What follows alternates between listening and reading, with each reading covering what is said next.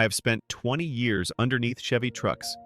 I have rebuilt engines that should have lasted another 100,000 miles and replaced engines that never should have failed in the first place.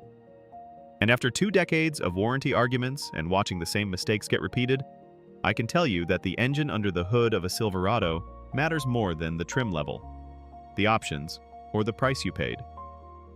Some of these engines will outlive the truck. Others will keep GM's warranty department busy. 5 worst and 5 best, starting with the ones you should run from. Number 5 on the worst list, the 6.5-liter Detroit diesel turbo. GM offered this engine in their C/K and early Silverado trucks from 1992 through 2000. On paper, it sounded like the answer to every truck buyer's prayer, a diesel V8 with a turbocharger in a half-ton chassis.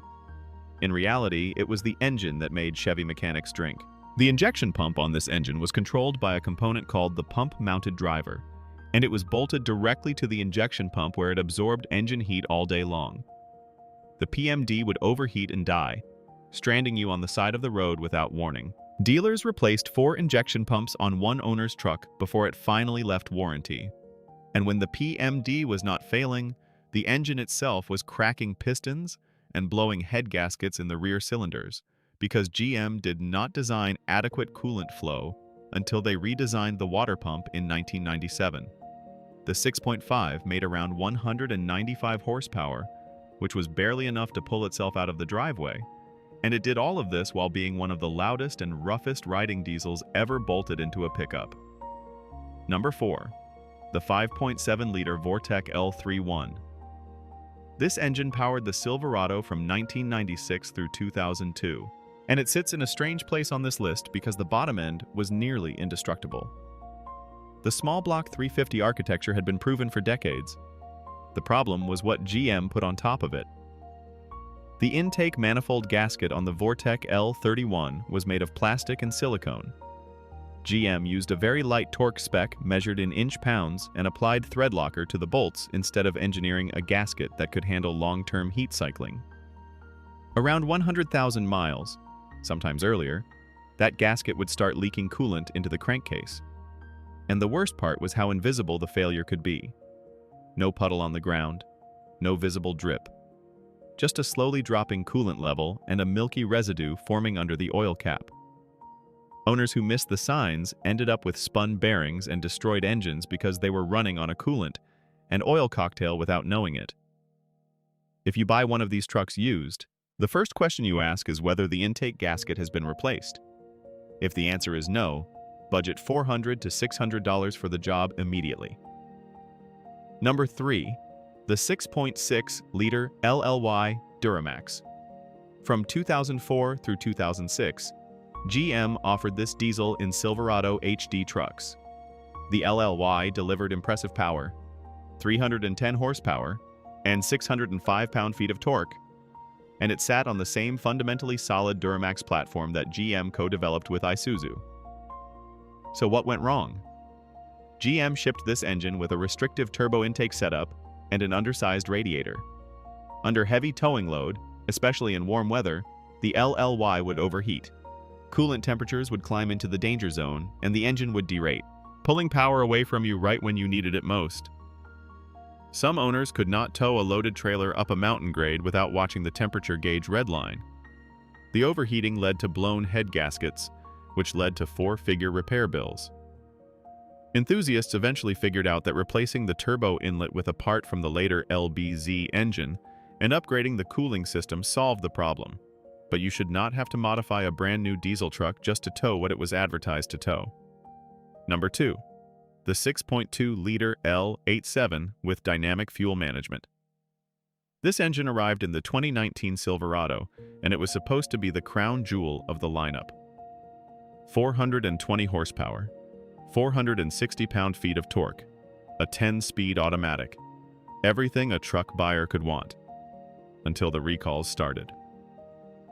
In early 2026, GM issued a recall covering roughly 600,000 Silverados, Sierras, Tahoes, and Suburbans from the 2021 through 2024 model years. The connecting rods and crankshafts may have debris in the oil passages or machining defects, causing catastrophic engine failure. One owner of a 2023 High Country lost oil pressure at 21,000 miles and heard the rod start knocking. The engine was destroyed before the truck had its second oil change. GM's interim fix was to change the oil viscosity from 0W20 to 0W40. That is not an engineering solution. That is a band-aid on a broken bone. Number 1. The worst Silverado engine I have ever worked on. The 5.3-liter L84 with dynamic fuel management. This is the engine in the majority of new Silverados sold since 2019. It is the volume seller. The one millions of people are driving right now.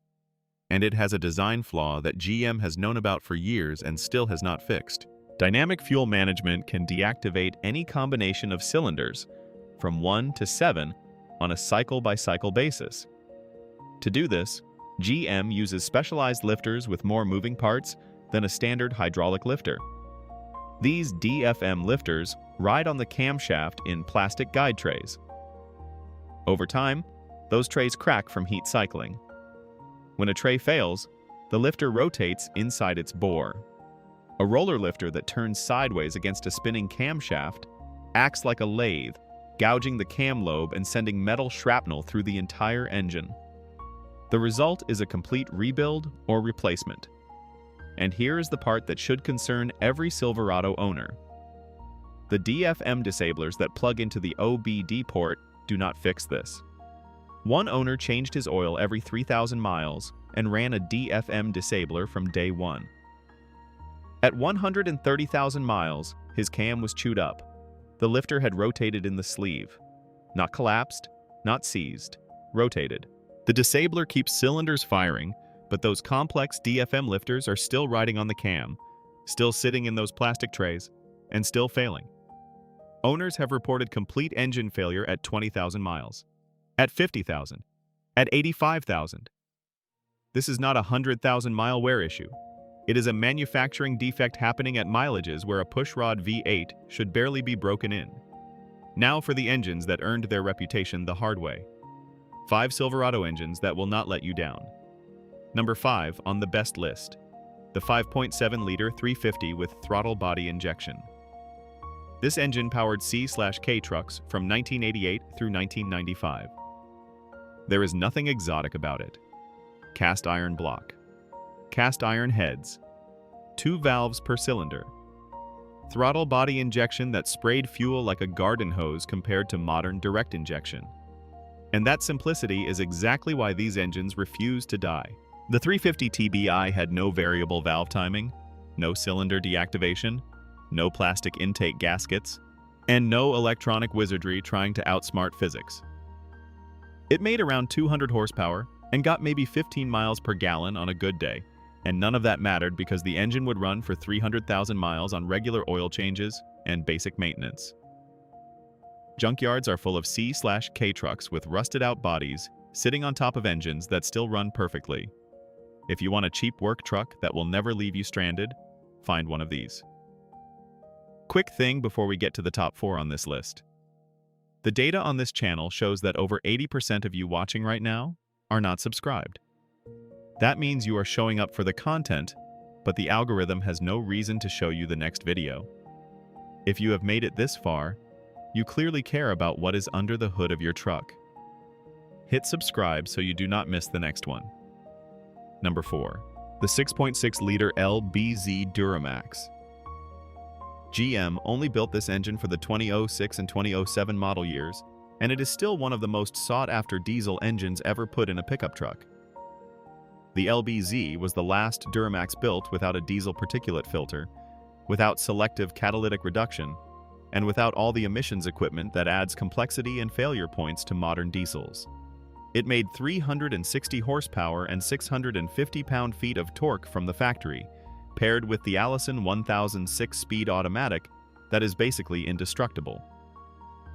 GM strengthened the block casting with additional webbing in the main bearing areas, deepened the main cap bolt bores by 4 mm, and gave it an upgraded fuel injection system. The bottom end is strong enough that owners running conservative tunes regularly see 500,000 miles without a rebuild. One couple documented over 1.2 million miles on their LBZ-powered truck. You cannot fake that kind of durability. The only reason this engine does not rank higher is because it only came in HD trucks. And finding a clean one today will cost you a premium that makes some people's mortgage payments look affordable. Number 3.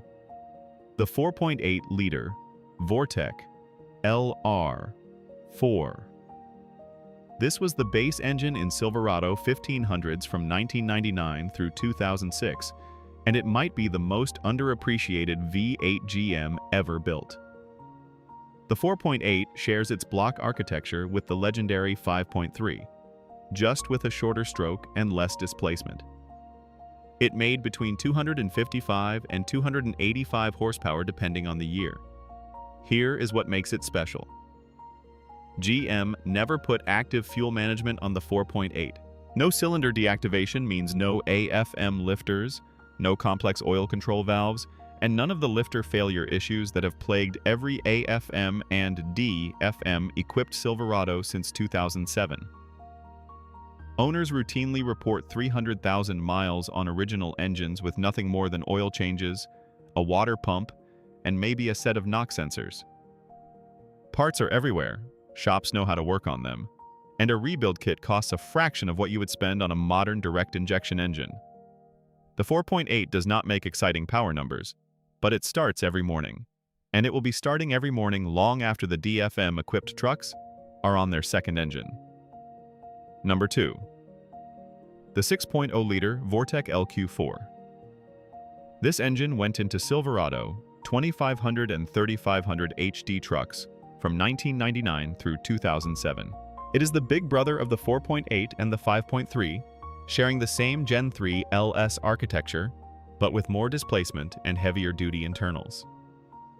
300 horsepower and 360 pound-feet of torque in a package that was designed from the ground up to tow and haul every single day. The LQ4 has no AFM.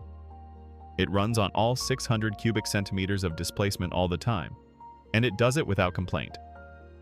The engine was built for commercial and fleet applications where downtime costs real money, and that engineering shows in the longevity. Work trucks running these engines regularly hit 250,000 miles, still pulling trailers and plowing snow. The aftermarket support is enormous because the LQ4 shares so many components with LS engines that parts are available at every auto parts store in the country. And when one of these engines finally does need work at high mileage, a rebuild is straightforward and affordable. Number 1. The single best engine Chevrolet has ever put in a Silverado. The 5.3-liter Vortec Gen 3, codenamed LM7. This engine powered Silverado 1500s from 1999 through 2006. It sits on the same LS platform that GM used across everything from Corvettes to Escalades, and in this truck application, it might be the most reliable V8 of the last 30 years. The Gen 3 5.3 has no active fuel management, no dynamic fuel management, no direct injection, no turbocharger, no variable displacement. It is a naturally aspirated, port-injected, pushrod V8 with an aluminum block, iron cylinder liners, and a 2-valve per cylinder design that has been proven across millions of vehicles. The architecture means fewer moving parts in the valve train compared to overhead cam engines, which translates directly to fewer things that can fail. But what truly separates this engine is the aftermarket ecosystem. If something wears out at 200,000 miles, replacement parts are at every auto parts store and every junkyard in America. Rebuild kits are cheap. Shops across the country specialize in these engines. There are documented examples of Gen 3 5.3s running past 400,000 miles on original bottom ends with nothing more than consistent oil changes. Compare that to the current L84 5.3. Same displacement, same truck. A completely different ownership experience. GM took an engine that ran for 300,000 miles and added cylinder deactivation technology that destroys it at a third of that mileage. The Gen 3 is what happens when engineers design for durability. The L84 is what happens when engineers design for a fuel economy sticker on the window. If you are shopping for a used Silverado, the model years from 1999 through 2006 with the 5.3 Gen 3 are the ones to find. If the body is straight and the maintenance history exists, that truck will outlast anything on the new car lot. New videos drop every week. Subscribe so you do not miss them. I will see you in the next one.